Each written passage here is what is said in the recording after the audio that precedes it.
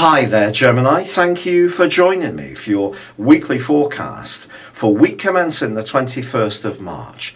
This week is strongly influenced by your ruling planet of Mercury, which makes the transition on Monday from the part of your scope that's very much to do with your role in the world, learning new skills in a professional context, thinking more about your job, to one which is much more sociable. He also joins up with the Sun. And the Sun moved into this location last week, and the two are going to be side by side for most of the week. This is going to give you an opportunity to really sparkle when it comes to networking with other people. Your connections are going to be really strengthened this week by two significant factors. The first sees Mercury and the Sun in their conjunction angling up brilliantly to the planet of drive, Mars.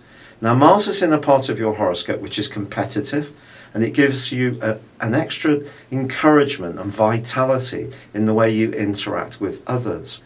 And I do feel that there can be some fresh energy, therefore, coming into your relationships, but particularly when it comes to groups of people.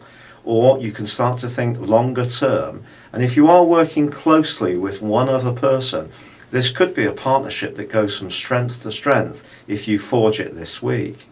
But we must be mindful that Saturn, the planet of structure, but also of restriction, is also in this part of your horoscope, your relationships, and on Friday slams on the brakes and goes into a retrograde, which is going to last through till early August.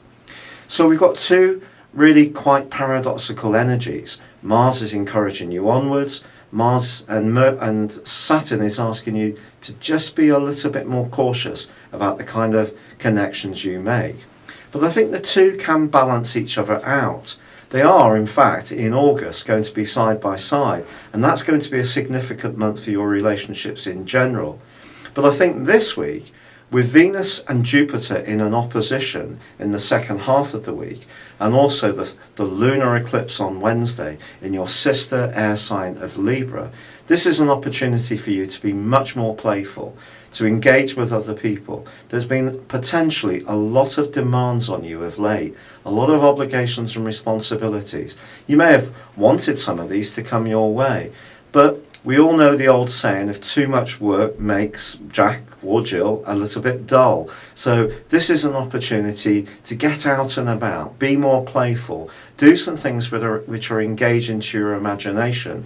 But if you are thinking about your long-term future, it could be quite dynamic, and this week could see you really considering quite a few plans.